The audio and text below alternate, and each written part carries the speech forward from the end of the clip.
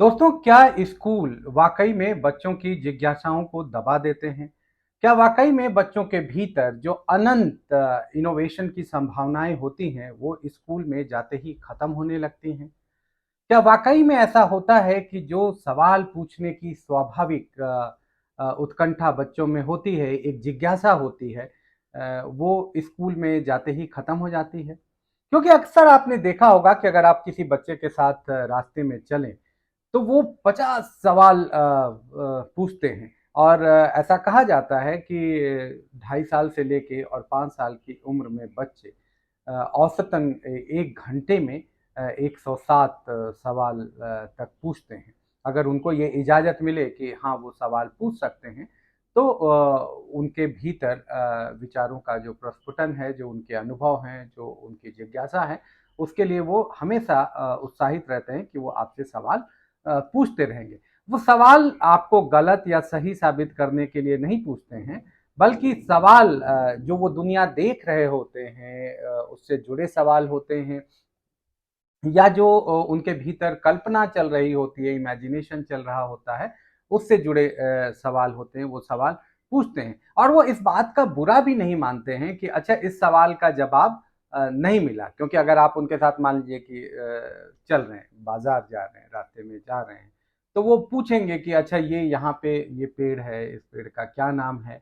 या ये दुकान है, इस दुकान का ऐसा नाम क्यों है? या ये दुकान कब से है? या ये फल है, ये फल कहाँ से आता है, इसका साइंटिफिक नाम क्या है, ये इसी रंग का क्यों होता है, ये दूसरे रंग का भी होता है या नहीं होता है। इस तरह के बहुत सारे सवाल होते हैं और उनको छोटे बच्चों को इस बात से कोई फ़र्क नहीं पड़ता, क्योंकि वो आपकी कोई परीक्षा नहीं ले रहे होते हैं, आपसे कोई इम्तिहान नहीं ले रहे होते हैं कि अच्छा, आपने इस सवाल का जवाब नहीं दिया, तो वो फिर आपकी अवहेलना करेंगे या आपकी उपेक्षा करेंगे, ऐसा कुछ नहीं है। वो फिर दूसरा सवाल लेके आ जाते हैं। अगर आपने कहा कि अच्छा, इसका मुझे नहीं मालूम है, तो वो दूसरा सवाल लेके आ जाते हैं। अब देखिए, आजकल स्कूलों में क्या होता है, स्कूलों में देखेंगे आप कि धीरे-धीरे 25 बच्चे, 30 बच्चे जो हैं, वो एक ही तरह की कहानी सुनते हैं। अब एक तरह की कहानी बच्चे सुन रहे हैं, बहुत इंटरेस्टिंग कहानी है, शेर की कहानी है या लोमड़ी की कहानी है या गधे की कहानी है, जो भी कहानी है, वो बच्चे बहुत इंटरेस्ट के साथ सुनते हैं। वहां तक तो ठीक है कि 35 लोग एक कहानी को सुन रहे हैं। अब उस कहानी को जो ग्रहण करने का तरीका है, या उनको अपने अनुभवों के साथ, अपनी कल्पना के साथ जोड़ के देखने का जो तरीका है, वो हर एक बच्चे का अलग-अलग होगा। क्योंकि every child is a creative child, है ना? हर एक बच्चे में रचनात्मकता है। वो ऐसा नहीं होता है कि क्लास में जिन बच्चों को कह दिया गया कि अच्छा, यही क्रिएटिव बच्चे हैं, वही क्रिएटिव होते हैं। सबके भीतर क्रिएटिविटी होती है।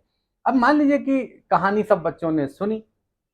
अब उसके बाद अगर 2 दिन के बाद फिर से क्लास में ये कहा जाता है कि अच्छा, उस कहानी को आप सुनाइए।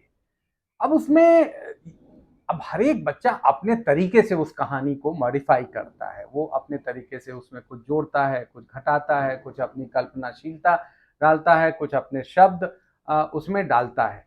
लेकिन अब अगर वो एक स्कूल में बहुत स्ट्रिक्ट जो मूल्यांकन का फ्रेम है, जो मूल्यांकन का तरीका है, उसमें तो उस बच्चे के नंबर कट जाएँगे जिसने ज़्यादा क्रिएटिविटी उसमें दिखा दी, अपनी कल्पनाशीलता को उसमें जगह दी, अपनी भाषा को जगह दी, अपने शब्दों की जगह दी। देखिए, लेकिन ये बहुत मुझे कई बार आश्चर्यचकित करता है कि हम जो एजुकेशन साइकोलॉजी पढ़ते हैं और पढ़ाते हैं, तो उसमें हम लोग ये बात कहते हैं कि every child is a unique child, और दुनिया में आप जानते हैं कि सभी लोग एक तरह के नहीं हो सकते। अगर सभी लोग एक तरह के नहीं हो सकते, तो एक सुनी हुई कहानी को अ, दोबारा उसके पाठ में कैसे एक एक तरह की अ, ध्वनि, एक तरह का स्वर, एक तरह के शब्द, एक तरह का उतार-चढ़ाव, एक तरह की भाषा, कैसे एक तरह का स्ट्रक्चर कैसे हो सकता है? ये तो हो नहीं सकता है ना? और इसमें देखिए, क्या होता है कि अब स्कूलों के बारे में एक ये भी कहा जाता है कि वो स्कूल तो इंडस्ट्रियल सोसाइटी की ज़रूरत से पैदा हुए थे। कि औद्योगिक समाज में ये ज़रूरत थी कि जब माँ-बाप काम पे जाएँगे तो उनके बच्चों को कौन देखेगा, और इस तरह से स्कूलों की शुरुआत हुई। और स्कूल जिस तरह के अनुशासन, जिस तरह की पनिशमेंट देते हैं, वो एक तरह से व्यस्त समाज के लिए आपको तैयार करते हैं कि आपको एक इस तरह के नियम में रहना है, आपको समय से आना है, आपको समय से जाना है, आपको इंस्ट्रक्शंस मानने हैं। अगर आप इंस्ट्रक्शन नहीं मानेंगे तो आपको पनिशमेंट मिलेगा। अगर आप कुछ अच्छा करते हैं तो आपको रिवॉर्ड मिलेगा। तो ये उस थ्योरी पे काम करता है ब्रॉडली स्कूल। देखिए, जहाँ तक रचनात्मकता की बात है, अब आप सोचिए क्लास में 4 साल, 5 साल, 6 साल के बच्चे हैं और आपने उनको कहा कि आप कुछ पेंटिंग करो, ड्राइंग करो, आप शेर बनाओ। अब शेर बनाने की बात है, अब हो सकता है कि कोई बच्चा 2 लाइन ऐसे खींच दे और वो कह दे कि ये मेरा शेर है। तो वो वाक़ई में उसके लिए वो शेर है, उसकी कल्पना में जो शेर है, उसने उसको ड्रॉ किया जैसा वो फ़ील कर रहा है। अब इसमें अगर गलत किया जाता है या उसको डिस्करेज किया जाता है, तो वो बच्चे हतोत्साहित होते हैं। क्योंकि बच्चे जो भी ड्राइंग, पेंटिंग करते हैं, वो परफेक्शन के लिए तो नहीं करते हैं। वो अपनी भावनाओं को, अपनी फीलिंग्स को, अपने एक्सपीरियंसेस को, जो उनके भीतर जिज्ञासा चल रही है, जो कल्पनाशीलता चल रही है, उसको वो प्रकट करते हैं। अच्छा, माँ-बाप भी इसमें बहुत स्ट्रिक्ट रहते हैं, वो बताते हैं कि क्या सही है, क्या गलत है ना? उनकी हर एक रचनात्मक चीज़ में अगर आप देख लीजिए तो ये बार-बार की जो टिप्पणी होती है, उससे बच्चे कन्फ्यूज़ हो जाते हैं और उनका अपना कॉन्फिडेंस हिल जाता है। अगर अब मान लिया आपने कुछ प्लेन पेपर बच्चे को दे दिया और क्रेयॉन्स दे दिया, अब उसके पीछे ये मत पड़िए कि वो यही चित्र बनाए, ऐसा ही बनाए, है ना? उसको उतनी लिबर्टी दीजिए कि वो जो चाहे वो बनाए, ठीक है? स्कूल में अगर नहीं वो आज़ादी मिल रही है, तो कम से कम घर पे तो आप वो आज़ादी दें। ज़रूरी नहीं है कि उसने एक चौकोर फ्रेम बनाया तो उसके बाहर लाइन नहीं जाए। उसको परफेक्शन की से ज़्यादा उसको एक्सप्रेशन का मौका दीजिए। कि वो अपने आप को फ्रीली एक्सप्रेस करे, ना कि उसको एक बर्डन आप डाल दें कि आपको यही बनाना है, ऐसा ही बनाना है। जैसे लेख होते हैं, बहुत तरह के जो परीक्षा में लेख आते हैं कि भाई आप पोस्टमैन पे एक लेख लिखना है, गाय पे एक निबंध लिखना है, मेले पे एक निबंध लिखना है। अब निबंध लिखना की जो पूरी एक्सरसाइज है वो भाषा विकास के लिए होती है, एक्सप्रेशन के लिए होती है ना? तो बच्चों को उनके रुचि के और भी विषय दिए जा सकते हैं, उसमें भी वो अपने आप को अगर भाषा में एक्सप्रेस करते हैं, तो उससे भी उनकी भाषा का विकास होता है। तो ये जो क्रिएटिविटी की बात है कि बच्चे जो औसतन 107 तक सवाल 1 घंटे में पूछना चाहते हैं, आप कभी इसको सोच के देखिएगा कि स्कूल में कितने सवाल पूछने की आज़ादी होती है, या किसी कहानी को रिक्रिएट करने की कितनी आज़ादी होती है बच्चों को। और वो स्कूल और वो शिक्षक और वो बच्चे काफ़ी अच्छा करते हैं, जो इस तरह की क्रिएटिविटी करते हैं कि बच्चों की कल्पना और वास्तविकता दोनों को जगह देते हैं।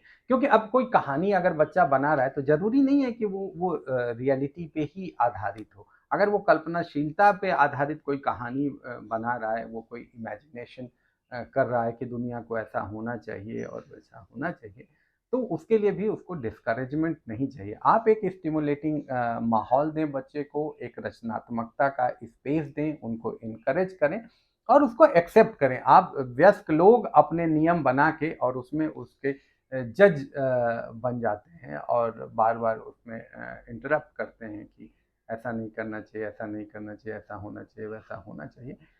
वो कम से कम घर के माहौल में वो आपको ऐसा करने से बचना चाहिए। तो ये भरोसा आप सभी पेरेंट्स को रखना चाहिए कि आपका बच्चा भी दूसरे बच्चों जैसा ही क्रिएटिव है, इनोवेटिव है। अब देखिए स्कूलों में क्या होता है, स्कूल में होता है कि मॉडल बनाना है, मॉडल बनाना है। अब वो मॉडल क्या है, अलॉट कर दिए गए कि भैया अच्छा ये सब लोग इस पे एक सोलर एनर्जी पे एक मॉडल बनाएंगे, एक कोई बैटरी से टरबाइन चलाएगा, ऐसा मॉडल बनाएंगे। अब ठीक है, वो मॉडल एक लेवल पे तो ठीक है, लेकिन उसके साथ अगर ये स्पेस मिले, ये संभावना मिले कि बच्चे अपने तरीके से और इनोवेशंस कर सकते हैं, उसको एनकरेजमेंट मिलेगा। अगर वो उस इनोवेशन में फेल हो जाते हैं, तो उनको कोई उसका दंड नहीं मिलेगा, उसके लिए भी उनको एनकरेजमेंट मिलेगा। तो आप सोचिए कि इतने करोड़ों बच्चे दुनिया में कितना इनोवेशन कर सकते हैं। लेकिन ये शुरू में ही जो प्ले स्कूल से एक जैसा बनाने की प्रक्रिया होती है कि सभी बच्चे एक जैसा गाएंगे, एक जैसा बोलेंगे, एक जैसी कहानी सुनाएंगे, एक एक एक ही जैसे सवाल होंगे, एक ही जैसे जवाब चाहिए। ये जो है, ये इनोवेशन और क्रिएटिविटी के सबसे बड़े बाधक हैं। तो आप सभी को ये बात ध्यान रखना चाहिए कि घर में एक स्टिमुलेटिंग माहौल हो, बच्चों को क्रिएटिविटी के लिए स्पेस हो, और वैल्यू जजमेंट की बजाय बच्चे जो भी कर रहे हैं, जो भी बना रहे हैं, जो रच रहे हैं, उसको एनकरेज करिए, और धीरे धीरे वो उसमें अपने गति से, गति भी महत्वपूर्ण है, सभी बच्चों की गति एक ही नहीं होती है, तो वो अपनी गति से और अपने इंटरेस्ट से क्रिएटिविटी पे काम करते रहेंगे। तो स्कूल ऑफ ओपन आइडियाज़ के वीडियोस को आप लाइक करिए, दूसरों के साथ शेयर करिए, और हमारे चैनल को सब्सक्राइब करिए। धन्यवाद। नमस्कार।